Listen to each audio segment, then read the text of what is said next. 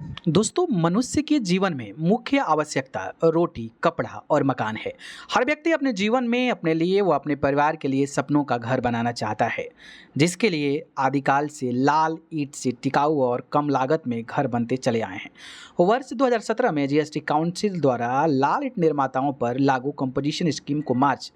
2022 में समाप्त करके 0.1% के स्थान पर 0.6% तथा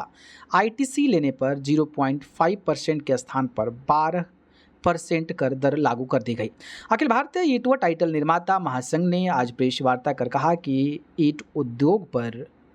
12% जीएसटी दर लागू रहने और कोयले पर कर 18% किए जाने से यह उद्योग गहरे संकट में है। महासंघ का कहना है कि जब तक सरकार कर दरों में राहत नहीं देती है, तब तक आम नागरिक का अपना घर बनाने का सपना और महंगा होता जाएगा। इसी नाराजगी के चलते ईंट निर्माता बड़े पैमाने पर विरोध प्रदर्शन करने की तैयारी कर रहे हैं।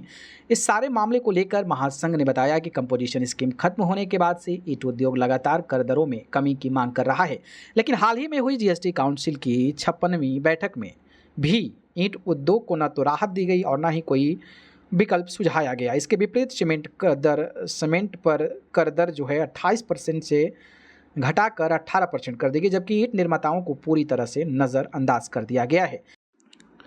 इस पूरे मामला को लेकर प्रेस वार्ता में महासंघ के राष्ट्रीय अध्यक्ष ओमवीर सिंह भाटी, महासंघ के राष्ट्रीय महामंत्री कुमार मन्नू, हरियाणा प्रदेश अध्यक्ष डॉक्टर अजीत यादव, हरियाणा से राष्ट्रीय कोषाध्यक्ष बृजमोहन गुप्ता, उत्तरांचल से नरेश त्यागी, सतेंद्र सिंह, खुशीराम गोयल आदि मौजूद रहे। और ओमवीर सिंह भाटी ने क्या कुछ कहा है, आप देख लीजिए। मैंने जैसा कि बताया कि पूरे देश में लगभग 1.5 लाख ईंट भट्टे हैं और 3-4 करोड़ लोगों को रोजगार देने वाला ये रोजगार परक कुटीर उद्योग है, जो देश की सभ्यता और संस्कृति से जुड़ा हुआ है। जो जीएसटी आया वो वन नेशन वन टैक्स के रूप में, और उसमें जो एमएसएमई सेक्टर के उद्योग हैं उन्हीं के साथ और व्यापारियों के साथ 1.5 करोड़ की कंपोजिशन स्कीम में ईंट भट्टे को रखा हुआ था। इसको वर्ष 2021 में 6% और 12% के स्लैब में लेकर के जाया गया। हमारी मांग लगातार ये रही है कि पूर्ववत वाला स्लैब हम पे लागू हो, और वर्तमान में ये अब और हो गया है नया कि जो 50% लागत ईंट बनाने में कोयले पे आती थी, उसको 5% से 18% के स्लैब में ले जाया गया है। तो मेरा अपना ये मानना है कि इससे ईंट की लागत बढ़ेगी और रोटी, कपड़ा और मकान का जो नारा है वो उसमें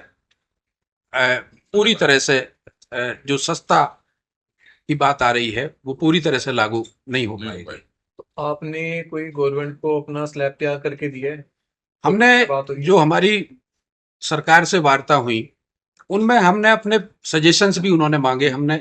सजेशंस भी दिए। जैसा कि मैंने कहा कि मेरा भट्टा मालिक पूर्व में भी टैक्स देता रहा है, आगे भी टैक्स देने के लिए तैयार है, लेकिन जहां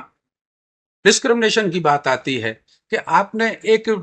ईंट निर्माता जो आवश्यक वस्तु है, रोटी, कपड़ा और मकान सबसे पहली, उसको आपने एक अलग स्पेशल कंपोजिशन स्कीम में डाल दिया है। और इस संबंध में हमारी मांग बराबर माननीय वित्त मंत्री जी से भेंट वार्ता होकर के, और आप देखेंगे कि जो मेंबर पार्लियामेंट हैं, चाहे वो पक्ष के हों या विपक्ष के हों, उन्होंने भी पार्लियामेंट में 3-4 बार ये इस मांग को उठाया है कि मकान बनाने के लिए ईंट पे जो जीएसटी बढ़ी है इसको कम किया जाना चाहिए।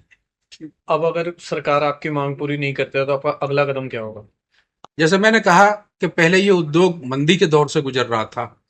और आज ये बंदी की तरफ जा रहा है। तो एक